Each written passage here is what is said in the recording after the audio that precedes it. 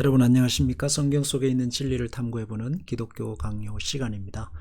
5항 하나님의 거저 주시는 은혜를 믿어야만 양심이 평안하여 기도에 기쁨이 있다는 내용을 살펴보겠습니다. 양심의 평화와 고요한 기쁨은 은혜의 칭의를 확신할 때에만 얻을 수 있습니다. 바울의 로마서 5장 1절 말씀, 그러므로 우리가 믿음으로 의롭다 하심을 받았으니 우리 주 예수 그리스도로 말미암아 하나님과 화평을 누리자. 믿음으로 의롭다함을 받았습니다. 그러니 거기에 머무르지 말고 나아가 하나님과 화평을 누리자라고 합니다. 하나님과 화평을 누리는 길이 믿음으로 의롭다 하심을 받았는 데 있으니 화평하자는 것입니다. 그리고 나아가서 고요한 기쁨이라는 단어가 등장합니다. 확신하지 않으면 양심의 평화와 고요한 기쁨을 유지할 수 없다고 하는 바울의 시종유일한 주장. 여기 고요한 기쁨이라는 말에 주목할 필요가 있습니다. 한국교회 신앙인들의 기쁨을 보면 행위에 기초하는 경우가 많습니다. 기도를 많이 하고 속이 후련해질 때, 성경을 많이 읽어서 만족할 때, 찬송을 하고 눈물을 흘릴 때, 혹은 어떤 특정한 행위에 기반하여서 기도의 응답을 받을 때 기쁨이라고 말합니다. 물론 이러한 신앙의 기쁨들도 복되고 필요한 일들입니다.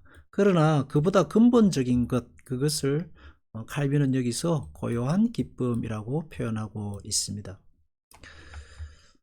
그것은 성령으로 말미암아 하나님의 사랑이 우리 마음에 부음바 되는 때라고 한다.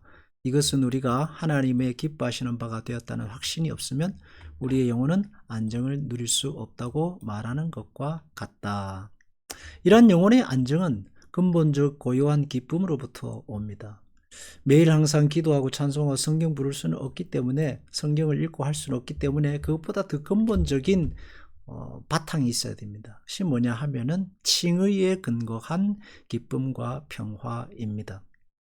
하나님의 성령으로 말미암아 하나님의 사랑이 우리 마음에 부음받은 때는 언제입니까? 기도 열심히 해서 우리의 마음이 뜨거워질 때가 아닙니다. 우리가 하나님의 자녀로 거듭난 그때입니다. 그래서 우리의 신앙의 집은 자기 행위에 지어서는 안 됩니다.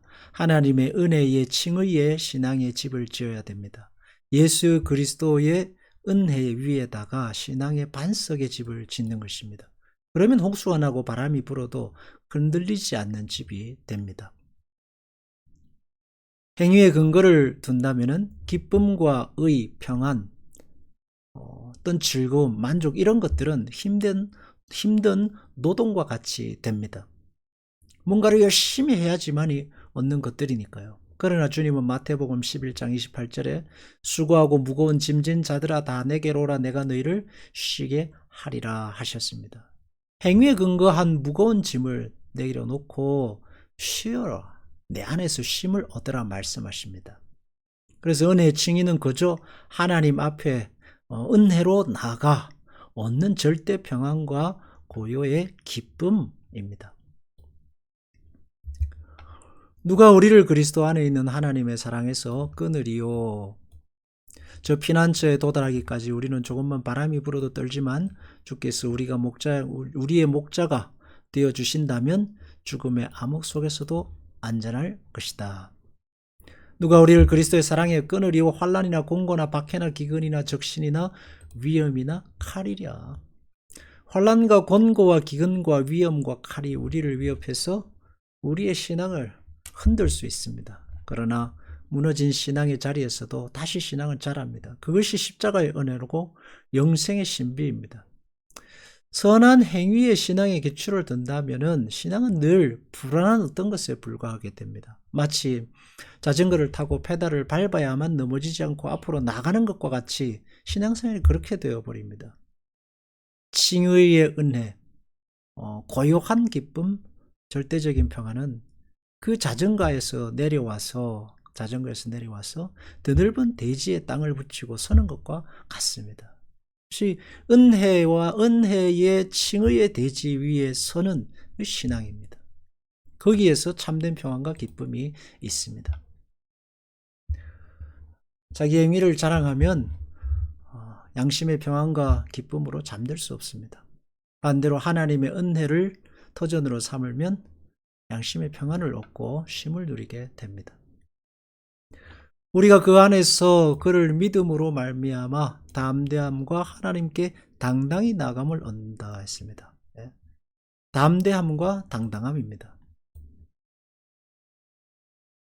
담대함과 당당함은 또한 믿음으로 말미암는 은혜에 있습니다. 특이한 내용은 담대함과 당당함이 중생의 선물에 의해서 일어나지 않는다라고 하고 있습니다. 육신에 있는 동안 이런 중생의 선물에 의해서 일어나는 것이 아님이 확실하다. 중생의 선물이라는 것은 중생의 은사, 다른 말로 하면 중생을 통해서 얻는 특별한 체험을 말합니다. 육신에 있는 동안 중생은 항상 불완전하여 의심을 일으키는 각종 원인을 내포하였다. 중생의 체험은 항상 불완전하다. 확신과 기쁨을 주는 것 같지만 잠시뿐입니다. 시간이 지나면 의심을 일으키는 원인이 되기도 합니다. 그러므로 신자가 취해야 할, 붙들어야 할 소망은 이것입니다. 그리스도의 몸에 값없이 접붙임 바 되었다는 확신입니다. 천국의 기업에 대한 신자들의 유일한 소망의 근거는 그리스도의 몸에 접붙임을 받아 값없이 의롭다는 인정을 받았다는 사실.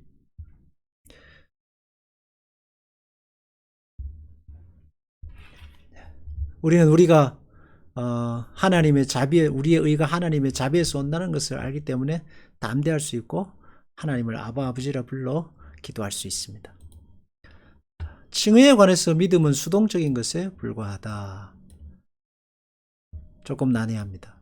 믿는다고 해서 우리가 하나님의 은혜를 회복하는 일에 무엇을 기여하는 것이 아니다. 이상한 말 같습니다. 이 말은 칭의에 있어서만큼 다른 것 아니고요. 믿음이 수동적이라는 의미입니다. 우리가 칭의로 의롭다함을 받은 자 되었기 때문에 믿음이 우리에게 주어졌습니다.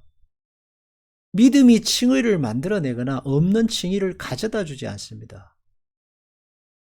믿음은 칭의를 통해 주어진 하나님의 은혜의 선물입니다. 그리고 그 믿음을 통해서 칭의를 통해 누리는 평안과 기쁨, 안식을 우리가 누릴 수 있도록 합니다.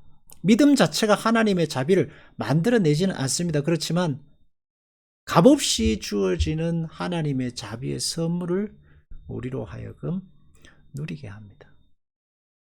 그래서 우리가 양심의 평안과 고요한 기쁨의 근거를 그리스도의 은혜에 칭의해 두고 담대해야 하겠습니다. 너무 자기 자신의 약함이나 모자람이나 바쁜 일상으로 인한 양심의 가책을 너무 받지 말고 언제나 고요한 기쁨과 어떤 하나님의 자녀됨으로부터 오는 누구도 빼앗을 수 없는 그 평안으로 담대한 가운데 살아갈 수 있는 신앙이 되어야 하겠습니다.